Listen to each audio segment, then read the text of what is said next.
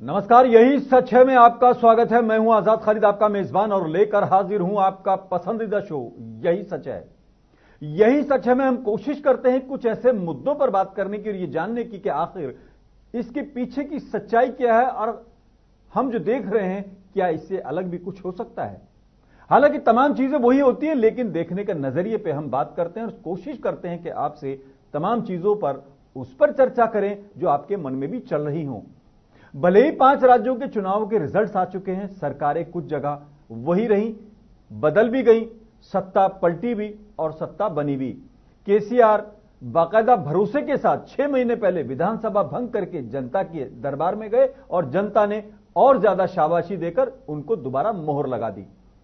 और अगर आप मिजोरम की बात करें तो 10 साल का, बल्कि ये कहा जाए जो कांग्रेस का आखिरी किला था, जिसको कहा जाता था कांग्रेस मुक्त भारत के आखिरी किले के तौर पर देखा जाता था, वो भी ढह गया। लेकिन 15-15 साल की सत्ता मध्य प्रदेश और छत्तीसगढ़ से उखड़ गई और वहां पर कहीं ना कहीं कांग्रेस को कामयाबी मिली, जो बहुत दिनों से कहीं ना कहीं कामयाबी की तलाश में थी, खास तौर से राहुल गांधी के नेतृत्व में। ठीक 1 साल बाद राहुल गांधी अध्यक्ष बनने के बाद जीत का मजा चख सके और फिर राजस्थान में भी कुछ ऐसा ही हुआ कि वहां रानी की सरकार जो कही जाती थी वो भी बदल गई। लेकिन पेच फंस गया और कांग्रेस आलाकमान के लिए एक नई परेशानी खड़ी हो गई है कि अब मुखिया कौन होगा।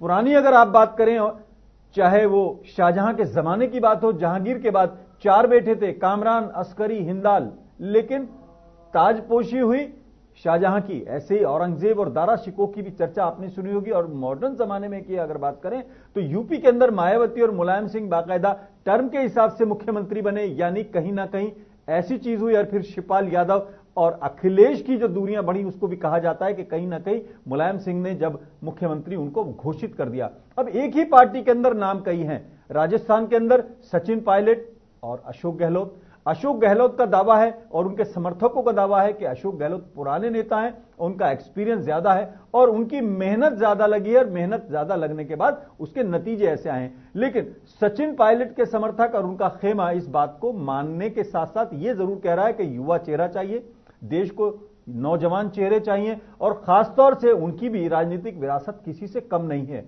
यानी हाईकमान के लिए एक नई परेशानी, किसको चुने। मध्य प्रदेश में भी कुछ ऐसा ही हुआ। हालांकि वहां 3 का था, लेकिन वहां 2 आमने सामने आ गए। कमलनाथ, उनके नाम पर चुनाव लड़ा गया, उनकी कमान में चुनाव लड़ा गया, लेकिन ज्योतिरादित्य सिंधिया भी कहीं कम नहीं थे, चाहे राजघराने की बात हो या उनकी विरासत की बात हो, क्योंकि वो भी माधवराव सिंधिया के बेटे हैं और वो भी कहीं किसी से अपने को कम नहीं मान रहे। दोनों अड़े हुए हैं, ऐसा कहा जा रहा है, पेच फंस गया।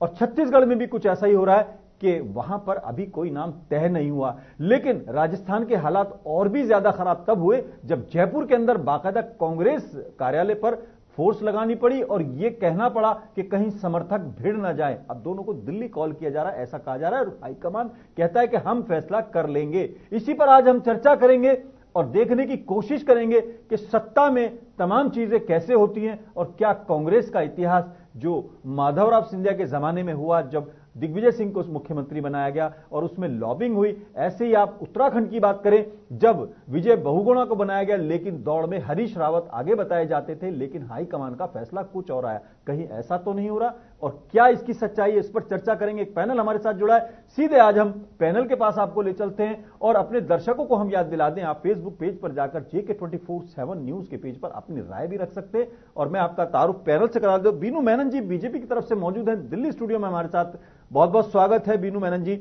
हमारे साथ नसीम खान साहब मौजूद हैं, लाइव मौजूद हैं गाजियाबाद से। नसीम खान साहब बहुत बहुत खैर मकदम है, स्वागत है आपका। कांग्रेस की तरफ से अपनी बात रखेंगे। हमारे साथ श्याम खन्ना जी मौजूद है, सीनियर जर्नलिस्ट हैं और हमारे साथ लाइव मौजूद है। और हमारे मध्य प्रदेश के ब्यूरो चीफ हमारे साथ सुभाष श्रीवास्तव भी जुड़े हुए हैं और हम कोशिश कर रहे हैं कि लाइव उनको जोड़ें, लेकिन टेलीफोन लाइन पर वो हमारे साथ रहेंगे। कम से कम मध्य प्रदेश के ताजा हालात से हम उनको पूछते रहेंगे और उनसे जानकारी लेते रहेंगे। लेकिन सबसे पहले मैं चलूंगा नसीम खान साहब, आपका मानना है कि अब आपका दिन है, लेकिन ये दिन शुरू हो गया है, क्या आपको ये उम्मीद नहीं थी इतनी बड़ी जीत मिल जाएगी और आपने मुख्यमंत्री का नाम तय नहीं किया, वो बाद में परेशानी बन गई, कैसे उभरेंगे? खालिद साहब, बिल्कुल कोई हमारे लिए मुश्किल कोई चर्चा नहीं चाहिए और हमें कि हम इन राज्यों में जीत करके आएंगे। दूसरी चीज, हमारी जो जीत का सिद्धांत बना है वो हमारे द्वारा जो लोगों की समस्याएं उठाई गई, और दूसरी सबसे बड़ी वजह यह रही कि भारतीय जनता पार्टी के जो नेता सुबह उठ करके रैलियों में जाते थे वो एक बात बोलते थे दोपहर तक कि कांग्रेस के पास नीति और नेतृत्व नहीं है, इनके पास नेता नहीं है। शाम ढलते ढलते इनके प्रवक्ता लेकिन नेता ज्यादा हो गए। अब तो आपके साथ तो परेशानी हो गई, नेता ज्यादा हो गए। मध्य प्रदेश में 2 हो गए, 3 बल्कि राजस्थान में भी 2 हो गए, और छत्तीसगढ़ में भी ज्यादा हो गए। तो नेतृत्व ज्यादा हो गया, ये तो प्रॉब्लम हो गई। मेरी बात सुन लीजिए, मैं उसी पे आ रहा था। अच्छा, वहीं आ रहे हैं। हाँ, शाम होते होते जब टेलीविजन पे पत्रकार इनके प्रवक्ता बैठते थे तो इनके प्रवक्ता बार बार एक ही सवाल पूछते थे। यहां तक कि अमित शाह जी ने सवाल पूछा कि राजस्थान मध्य प्रदेश के अंदर इतने नेता हैं तो ये किसको बनाएंगे। इन्होंने अपना चेहरा सार्वजनिक नहीं किया, इन्होंने अपना चेहरा नहीं बताया। ये किसे बनाएंगे? अशोक गहलोत को बनाएंगे, या दिग्विजय सिंह जी को बनाएंगे, या फिर अरुण यादव को बनाएंगे, या फिर सचिन पायलट को बनाएंगे। तो लोगों ने ये समझा, लोगों ने ये तय किया, लोगों ने इस बात को तोला कि सुबह रैलियों में ये बोलते हैं इनके पास नेतृत्व नहीं है, शाम को ये बोलते हैं कि इनके हर गली में, हर एरिया में, हर जो है इलाके में इनके पास नेता है। तो ये झूठ बोलते हैं। कांग्रेस के पास नेतृत्व भी है और कांग्रेस के पास नीति भी है। हमें बड़ी हंसी आती थी इस बात को सुन करके कि बड़े नेता मंच से बोलते थे कि इनके पास ना नेतृत्व है ना नीति, और शाम को नसीम साहब, थोड़ा सा मैं आपको एक चीज की जानकारी दे दूं। नेतृत्व में और नेता में बड़ा फर्क है। नेता बहुत सारे आपके होंगे, लेकिन नेतृत्व तो एक ही आदमी करेगा ना। प्रदेश के अंदर नेतृत्व तो एक ही आदमी करेगा।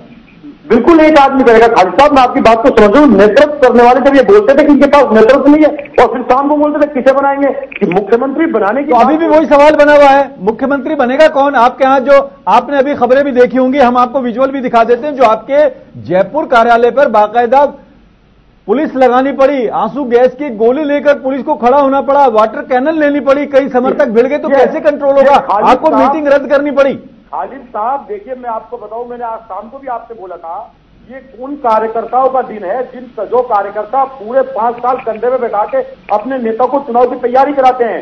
ये जश्न है, ये अपने कार्यकर्ता, अपने नेताओं के प्रति आस्था है। और जब हमारा जो विधायक दल के जो चुने हुए विधायकों ने जो तय किया है कि आला कमान चुनेगा, आला कमान जिस समय नाम तय करेगा उस समय कुछ नहीं होगा, सब एक होंगे।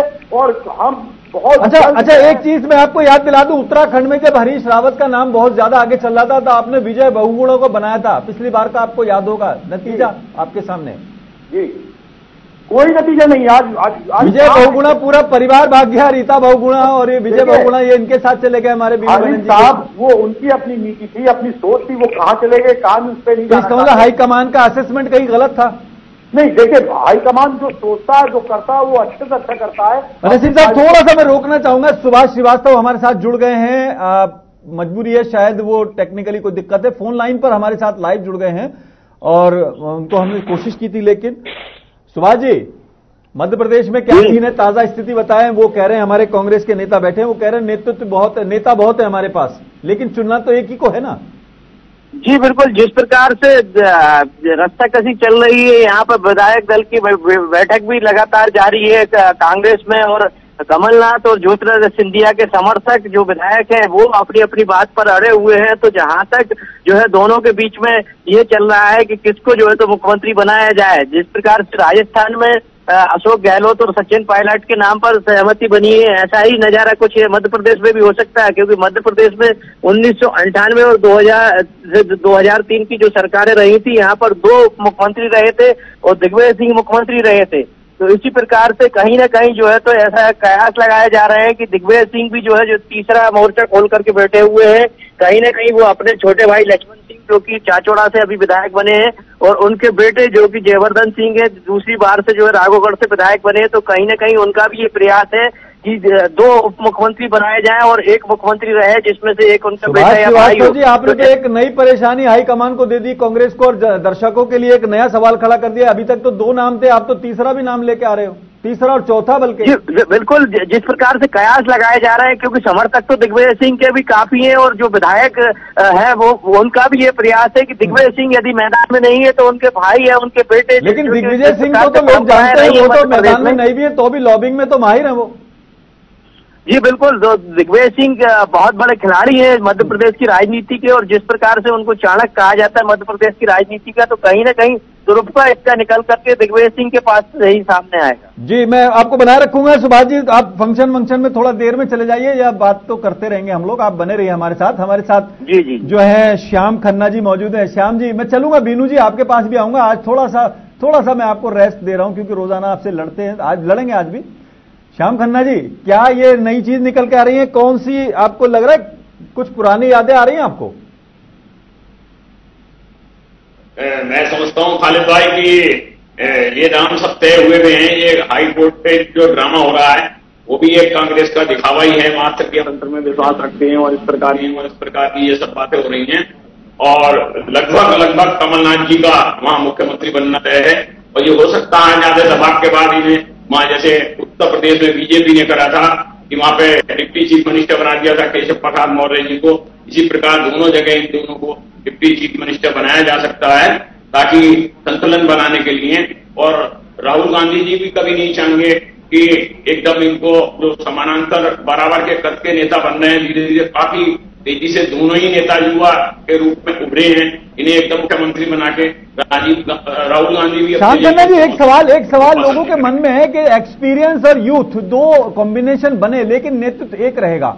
आप एक्सपीरियंस को भी नहीं निकाल सकते और यूथ को भी, लेकिन कमलनाथ का जो मध्य प्रदेश में रोल रहा है वो पूरे देश ने भी देखा है, लोगों ने भी देखा और कांग्रेस ने भी देखा, जिस तरीके से जिन हालात में ये तक कहा जा रहा है, हालांकि हो सकती है एक अफवाह हो या चर्चा हो कि फंडिंग के तौर पर भी कमलनाथ ने एक बड़ा स्टेक जो है कांग्रेस को दिया, एक तरह से फंडिंग के नाम पर। वो क्या था वो उसमें हम नहीं जाएंगे, लेकिन ऐसे में ज्योतिरादित्य सिंधिया भी कहीं कम नहीं है। तो कैसे समन्वय बनेगा? जैसे आपने तो कह दिया कि कमलनाथ बनेंगे, लेकिन ज्योति के जो समर्थक है उनको कैसे मैनेज किया जाएगा? हालांकि आप कह रहे हो कि सब चीजें पहले तय हैं, अगर तय थी तो इतनी देर क्यों लग रही है? ये सब इन लोगों को ठंडा करने का एक तरीका है। हाईकमान में अपना नाम भेज दिया गया है, बैठ के सब लोग बातचीत करेंगे, और मैं समझता हूं कल सुबह तक या देर रात में आज ही नाम डिक्लेयर ये कर सकते हैं।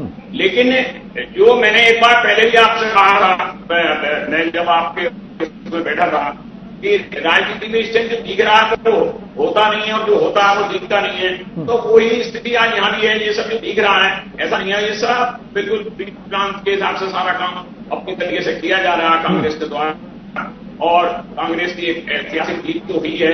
और इसके अंदर जो है आप भी समझ रहे हैं बहुत से कारण ऐसे थे।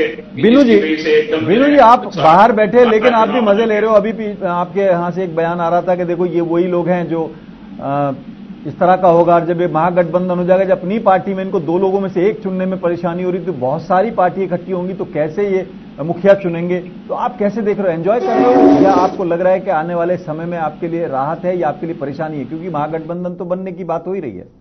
देखिए, हमारे लिए देखिए इन्होंने जो चीजें हैं खुद आसान कर दी हैं, क्योंकि देखिए आसान कर दी है, बाहर हो गए।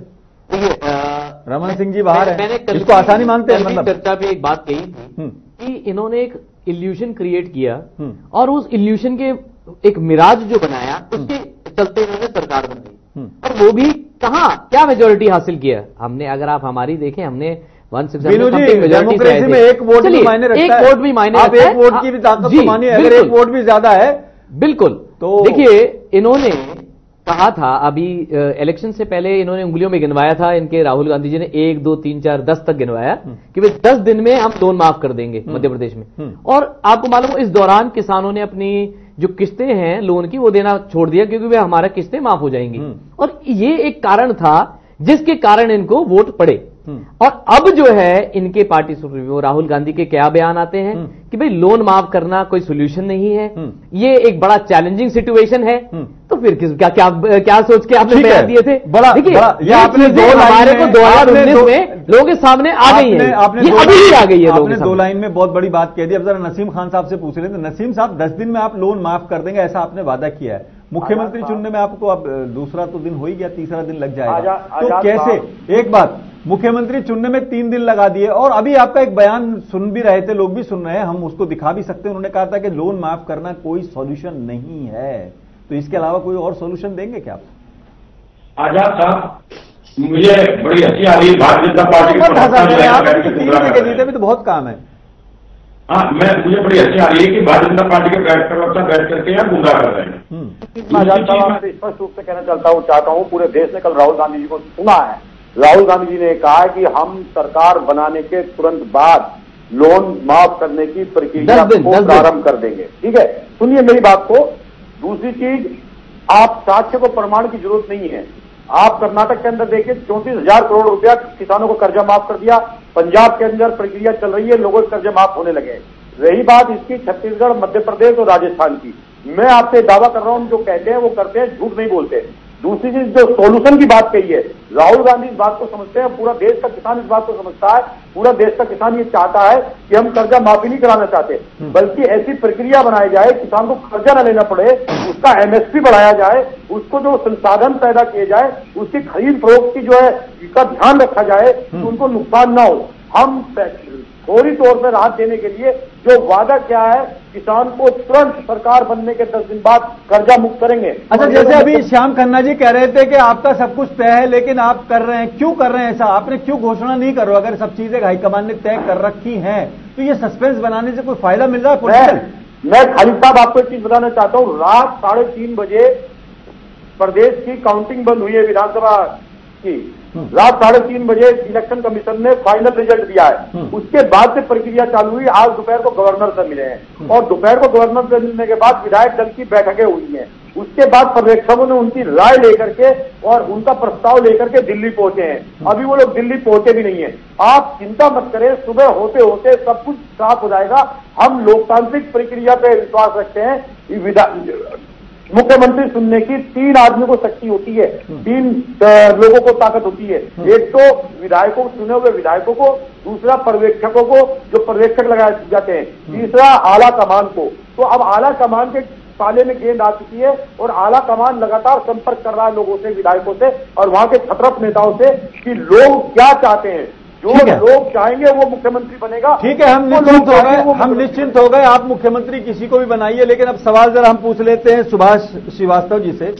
सुभाष जी, ये कह रहे हैं कि सरकार बनने के 10 दिन बाद हम लोन माफ कर देंगे। शिवराज सिंह चौहान कह रहे हैं कि अब मैं बाहर बैठूंगा और 10 दिन में लोन माफ होगा, मैं चौकीदारी करूंगा और 2019 तक चौकीदार हूं, यानी एक और नए चौकीदार के तौर पर वहां पर एक आए हैं। लेकिन क्या अब वहां पर लोन माफी राजनीतिक मुद्दा हो सकता है? जी बिल्कुल। यदि देखा जाए तो यदि माफी की बात आती है, जिस प्रकार से किसानों को ऋण माफ करने की बात कांग्रेस ने अपने वचन पत्र में कही है, तो कहीं ना कहीं 2 लाख करोड़ से अधिक का जो कर्ज मध्य प्रदेश सरकार का शिवराज सिंह चौहान ने ले रखा था, उसको चुकाने की बारी आएगी। तो जो विरासत में शिवराज सिंह चौहान कांग्रेस की सरकार को देकर के जा रहे हैं, इसके अलावा यदि किसानों का लोन माफ किया जाता है तो उसके लिए कहां से पैसा आएगा, ये सोचने वाली बात होगी। क्योंकि पिछले साल जो है तो शिवराज सिंह चौहान को खुद जो मध्य प्रदेश सरकार के कर्मचारी है उनको सैलरी बांटने की दिक्कत हो रही थी, जिसके चलते ओवर ड्राफ्टिंग की गई थी। तो ऐसे में तमाम जो है सवाल यहाँ पर उठ करके आते हैं कि यदि कांग्रेस के हाथ में क्या आ रहा है, क्योंकि मध्य प्रदेश ऐसा प्रदेश नहीं है जहाँ से किसी प्रकार के कोई स्रोत उसके पास में ना। तो यहाँ पर सुभाष जी, एक सवाल ये भी है कि केंद्र में भी उनकी सरकार नहीं है, तो क्या लगता है फिर कैसे होगा? बीमारू राज्य क्या दोबारा बनेगा या कुछ बड़ा चैलेंज आपको लगता है कांग्रेस के लिए? जी, जिस प्रकार से शिवराज सिंह चौहान विकास की ओर ले जा रहे थे, लेकिन वो कहीं ना कहीं मध्य प्रदेश को गिरवी रख रहे थे। एक तरफ विकास की बात कर रहे थे, लेकिन दूसरी तरफ आंकड़ों में मध्य प्रदेश लगातार गिरवी रखाता जा रहा था। तो इस प्रकार से जो गिरवी रखा हुआ मध्य प्रदेश में, जिसमें 2 लाख करोड़ से अधिक का जो है तो कर्जा है, उसको कांग्रेस की सरकार का कोई भी मुख्यमंत्री या वित्त मंत्री आ जाता है तो वो किस प्रकार से जो है तो मैनेज करेंगे और किस प्रकार से जो एक और नई लायबिलिटी जो खड़ी होगी, जो कर्ज माफी की बात चल रही है यहाँ पर जो है तो नई बात इसको आप एक नजरिए से देखें। देखिए, किसान यकीनन मुस्तहिक है, इस बात का हकदार है कि उसको सपोर्ट मिलना चाहिए, लेकिन जो किसान की दयनीय स्थिति है उसके लिए कहीं ना कहीं जो नीतियां हैं उस पर भी सवाल खड़ा होता है। अभी पिछले दिनों हम कुछ स्टोरी कर रहे थे, उसमें यह भी हो रहा था कि बाकायदा कुछ जगहों पर गैंग काम करते हैं कि लोन दिलाते हैं, फिर उनको मालूम है किसान को कहते हैं माफ हो जाएगा। तो अब अभी जैसे बात कर रहे थे बीनू मेनन जी, हो सकता है इनका कोई सोर्स हो कि लोगों ने किस्त देनी बंद कर दी है, इस सरकारों के लिए चैलेंज है। लेकिन जो अभी सुभाष श्रीवास्तव कह रहे थे कि वो पहले ही सैलरी तक देने के लिए ओवरड्राफ्टिंग की गई है, लोन लिया गया है, यानी तो एक नई परेशानी आपको लगता है, खासतौर से बीजेपी के लिए एक मुद्दा मिल जाएगा और कांग्रेस के लिए कहीं ना कहीं कुछ चैलेंज की बात समझ में आती है आपको? एक बात तो तय है कि राहुल जी ने 10 दिन के अंदर जो लोन माफी की बात की है, अगर नहीं करते हैं तो 2 महीने रह गए, मात्र 3 महीने लोकसभा के चुनाव में। अगर नहीं करते हैं तो इन्हें बहुत नुकसान होगा। ये पहली बार अगर अपनी बात से मुकर जाते हैं और किसान मायूस हो जाता है तो इनको इसकी सपोर्ट लोकसभा के चुनाव में कतई नहीं मिलने की किसी कीमत पे। चाहे ये कहीं से भी पैसा लाएं, कैसी भी व्यवस्था करें और इन्हें हर हाल में किसानों का लोन माफ करना पड़े। दूसरी बात यह है कि माफ करने के साथ साथ माफ करने से किसान का लोन सिविल खराब होती है उसकी, फिर उसे भविष्य में कभी भी बैंक से लोन मिलने में परेशानी पैदा होगी। अगर ये पेट्रोलियम पदार्थ पे अपने यहां टैक्स कम कर देते हैं तो उससे किसान के साथ साथ हर व्यक्ति को उसका लाभ पहुंचेगा, चाहे 2 रुपए, 5 रुपए, 10 रुपए प्रतिदिन। अगर मान लीजिए 10 रुपए पेट्रोल कम होता है तो 20 रुपए अगर 2 लीटर पेट्रोल डलवाता है तो गवर्नमेंट से उसे सीधे सीधे 20 रुपए का फायदा होगा। यानी आप इनको रास्ता बता रहे हैं? जी, उससे क्या होगा कि लोन तो माफ करना पड़ेगा इनको साहब। अच्छा, लोन तो खड़ा रहेगा।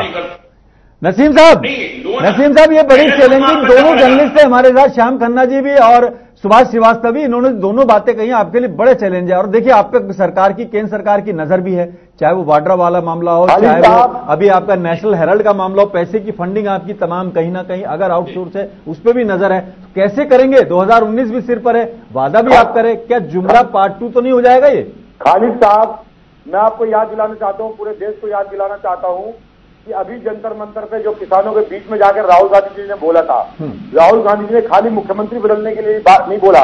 राहुल गांधी ने कहा किसानों के लिए हमें प्रधानमंत्री बदलना पड़ा तो हम बदलेंगे। और रही बात नहीं, एक चीज वो जो आपने सरकार बनाने का 10 दिन के अंदर कहा, वो मध्य प्रदेश में कहा था या दिल्ली वाली, ये कोई नई बात तो नहीं आ रही?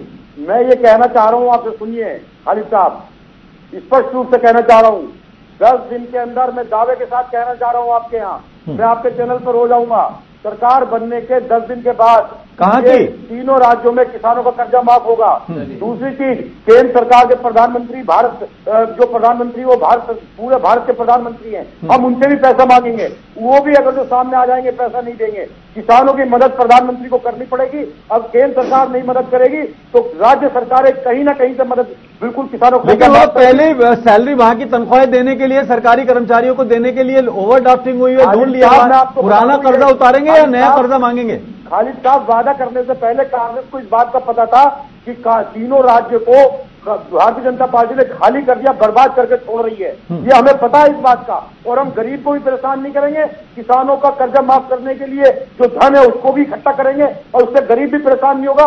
पेट्रोल को भी कम करेंगे।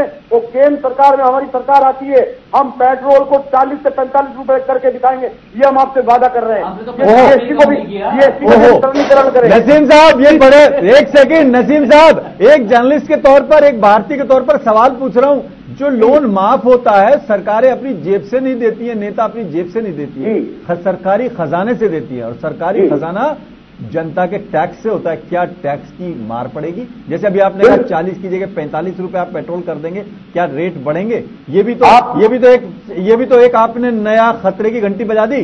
खालिद साहब, आप पिछली सरकारों को देखिए, हम भूतकाल के समझ के इतिहास को सीख करके हम आगे बढ़ते हैं।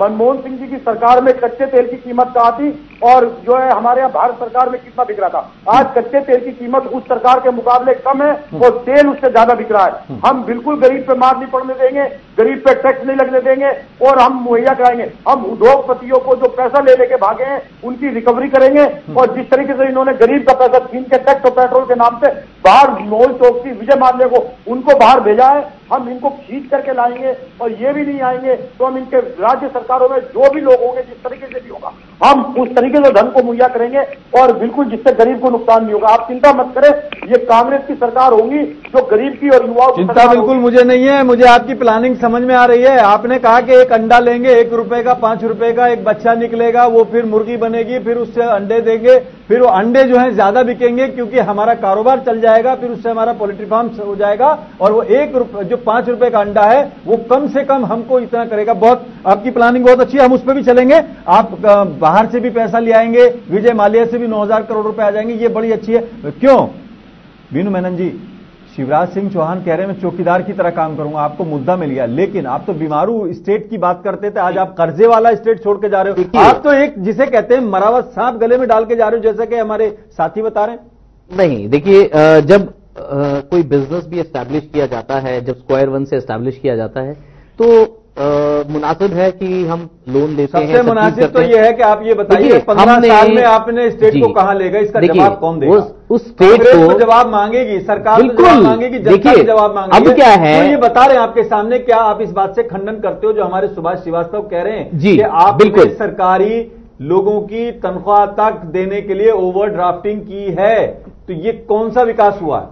देखिए, कॉफर्स में पैसे की कमी आना ये हुआ है, पर क्या है इस चीज का डेवलपमेंट भी आया है। पहले भी ये इससे पहले क्या मध्य प्रदेश की स्थिति ये नहीं थी। जब हमारे पास आई थी मध्य प्रदेश की स्थिति क्या थी? क्या खजाने में पैसा था?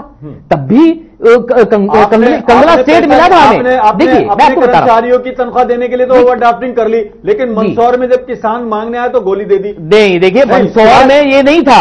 आपको पता, अगर ऐसा होता मंदसौर में हमारा कैंडिडेट जीतते नहीं। मंदसौर में हमारे कैंडिडेट जीतने का कारण क्या है? मंदसौर, मैंने आपको एक लास्ट टाइम भी बोला था, ये कांग्रेस के चलाई हुई चाल थी।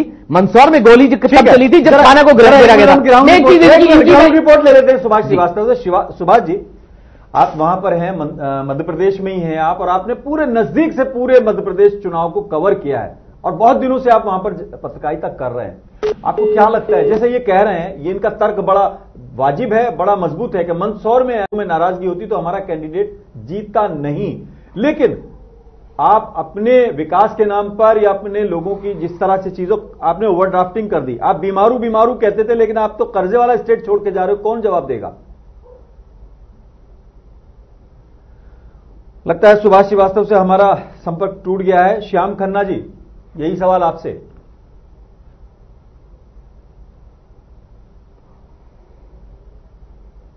सुभाष श्रीवास्तव, आपको आवाज आ रही है?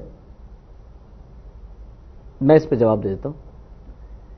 सुभाष श्रीवास्तव, आपको आवाज मिल रही है हमारी? हम सुभाष श्रीवास्तव के पास चलते हैं, हमारे ब्यूरो चीफ हैं मध्य प्रदेश से। सुभाष श्रीवास्तव, आपको आवाज मिल रही है? मैं बार बार आपके पास इसलिए आना चाहता हूं कि सवाल आपसे जुड़ा है, आपके स्टेट से जुड़ा है।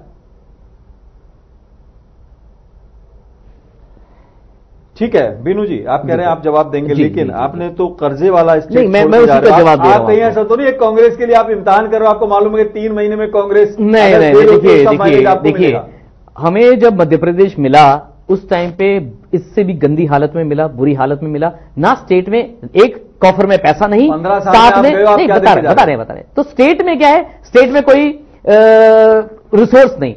आज जो है, अगर हमने पैसा लगाया है, हमने अगर लोन लिया है, तो हमने स्टेट में क्या है, प्रोडक्टिविटी दी है। आज स्टेट अपने बलबूते खड़ा है। राजनीति नहीं करते हैं जी। वो कह रहे हैं कि अगर किसानों का कर्जा माफ करने के लिए हम केंद्र सरकार से मांगेंगे, मोदी जी से मांगेंगे, आप देंगे? देखिए, मोदी जी से मांगने या ना मांगने की नहीं है, आपने किस प्लानिंग पर करा ये तो बताएं ना मुझे। आपने क्या सोचा कि भाई मैं किसी और स्टेट से लाकर मैं पैसा दूंगा? आपने कुछ ना कुछ आपके एक वो स्ट्रैटेजी रही होगी ना। आपके जेब के सुभाष श्रीवास्तव से हमारा संपर्क हो गया। सुभाष श्रीवास्तव से संपर्क हो। सुभाष श्रीवास्तव, आपको आवाज मिल रही है? हाँ जी। सुभाष श्रीवास्तव, सवाल यह है कि वो नसीम साहब कह रहे हैं कि हम पैसा लेंगे और केंद्र सरकार से मदद मांगेंगे, और अगर वहां से भी मदद नहीं मिलती है तो हम जो लोग भागे हुए हैं, भगोड़े हैं, उनको पकड़ के लाएंगे, उनसे पैसा वसूल करेंगे या कहीं से भी लाएंगे। हमने बीनू मेनन जी से पूछा बीजेपी की तरफ से क्या वो पैसा देंगे, वो कह रहे हैं कि हम पहले प्लानिंग पूछेंगे। लेकिन एक तरफ तो पहले ही स्टेट जो है वो कर्जे में आपने बताया कि डूबा हुआ है अपने उसमें, अब ये कर्जा माफ करने की बात हो रही, क्या ये लगता है ये आने वाले समय में चुनावी या राजनीति का मुद्दा बन सकता है मध्य प्रदेश में? जी बिल्कुल, जिस प्रकार से लोकसभा चुनाव 2019 में बिल्कुल सन्निकट है, और दूसरी बात जो आपके साथी हैं इनका कहना ये है कि हम भगोड़ों को पकड़ के लाएंगे, तो क्या मध्य प्रदेश सरकार को ऐसा पावर है कि वो जो है तो चाहे वो नीरव मोदी हो या उनके और अन्य साथी हो, चाहे वो दूसरे लोग हों, तो क्या मध्य प्रदेश सरकार प्रत्यर्पण की कोई कार्रवाई कर सकता है? पहली बात तो मैं उनसे ये जानना चाहूंगा।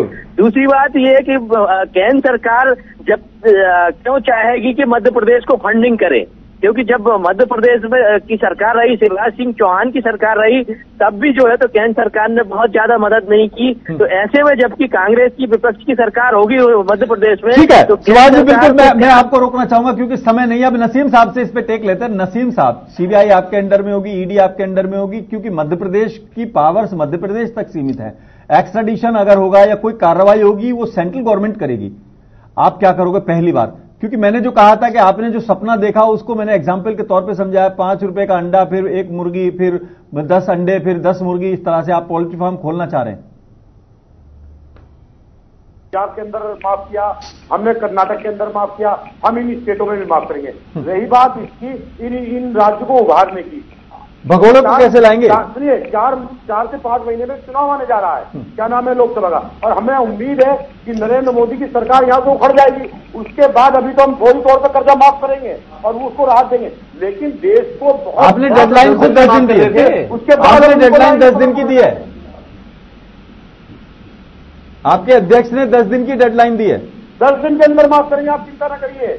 10 दिन के अंदर माफ करेंगे कर्जा, और आपको मौका नहीं देंगे कि आप हमें घेरें। हमने आपको सारी चीजें याद दिलाई हैं। हम चाहते हैं कि आप माफ करें, हम चाहते हैं आपके नंबर बढ़े, हम नहीं चाहते कि आप फेल हों, लेकिन हम सिर्फ याद दिला रहे हैं कि आप भगवान को कैसे लाएंगे। खालिद साहब, मैं आपको बता रहा हूं, ये सरकार किसान, युवा और महिलाओं की सरकार कहलाएगी, और बहुत जल्द मैं बता रहा हूं आपको, सरकार बनने के बाद तुरंत प्रोसेस चालू हो जाएगा। जी, ये कल भी बहुत बहुत शुक्रिया सभी मेहमानों का। सवाल थोड़े से तीखे थे, लेकिन सवाल आम आदमी से जुड़े हुए थे, सवाल उन वादों से जुड़े हुए थे जो किए गए हैं, सवाल उन चीजों से थे। ये बात बिल्कुल सही है, सारी बातें पूरी नहीं होती सारे, लेकिन जो वादे किए जाते हैं, जो मैनिफेस्टो में कहा जाता है, वो तो पूरे होने चाहिए, और यही सच है। जनता यही चाहती है, अपने इन सवालों का जवाब। यही सच है। मैं आज फिलहाल इतना ही, अपने मेजबान आजाद खालिद को इजाजत दें।